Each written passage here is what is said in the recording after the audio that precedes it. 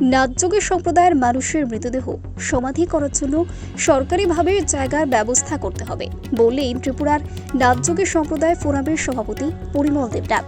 নাথযোগী সম্প্রদায়ের মানুষের কৃষ্টি সংস্কৃতি রক্ষা করার জন্য বৃহস্পতিবার ত্রিপুরার নাথযোগী সম্প্রদায় ফোরামের পক্ষ থেকে 7 জনের এক প্রতিনিধি দল ত্রিপুরার ধলাই জেলা লংতরাই ভ্যালি মহকুমা শাসক অফিসে গিয়ে deputy collector and magistrate Dipak শর্মার নিকট ডেপুটেশন প্রদান করে।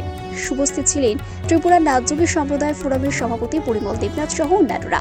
তিনি জানিয়েছেন, নাথযোগী সম্প্রদায় ভুক্ত পূর্বপুরুষদের সামাজিক আচার আচরণ কৃষ্টি সংস্কৃতি অনুসারে পরিবারের কেউ মৃত্যু হলে মৃতদেহ সমাধির মাধ্যমে সৎকার করে আসছে, কিন্তু বর্তমানে নাথযোগী প্রতিটি পরিবারে পর্যাপ্ত জমি না থাকায় মৃতদেহ সমাধি করতে নাথযোগী সম্প্রদায়ের মানুষজনকে ব্যাপক অসুবিধার সম্মুখীন হতে হচ্ছে।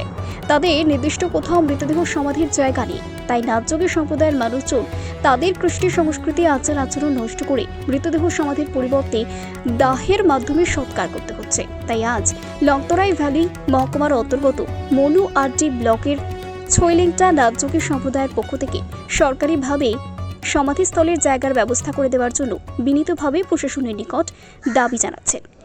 ত্রিপুরা নাথযোগী ফোরামের পক্ষ থেকে আমরা লংতরাই ভ্যালি সাব ডিভিশন অফিসারের কাছে আমাদের নাথ সম্প্রদায়ের কৃষ্টি সংস্কৃতি রক্ষা করার দাবি আমরা আজকে 7 জনের একটা প্রতিনিধি দল ডেপুটেশনে মিলিত। এর কারণটা হলো আমাদের নাথ সম্প্রদায়ের মৃতদেহ সৎকার করা হয় সমাধির মাধ্যমে। বর্তমান সময়ে আমাদের বিভিন্ন জায়গার সংকুলান হয়েছে, সেই পরিপ্রেক্ষিতে আমরা দেখতেছি সরকারিভাবে আমাদেরকে বিভিন্ন জায়গায় সমাধিস্থলে জায়গার ব্যবস্থা করা হোক। সেই কারণে আমরা আমাদের গণস্বাক্ষর সম্বলিত দাবি সনদ আজকে ডিসিএম স্যারের কাছে তুলে দিয়েছে। তার পরিপ্রেক্ষিতে তিনি ঊর্ধ্বতন কর্তৃপক্ষের কাছে এটা পাঠাবেন, আমাদেরকে এই আশ্বাস দিয়েছেন। আজকে আমাদের আপাতত এটা সরকারি পর্যায়ে লংতরাই ভ্যালিতে প্রথম উদ্যোগ। ব্যুরো রিপোর্ট, জজবা 24 বাংলা।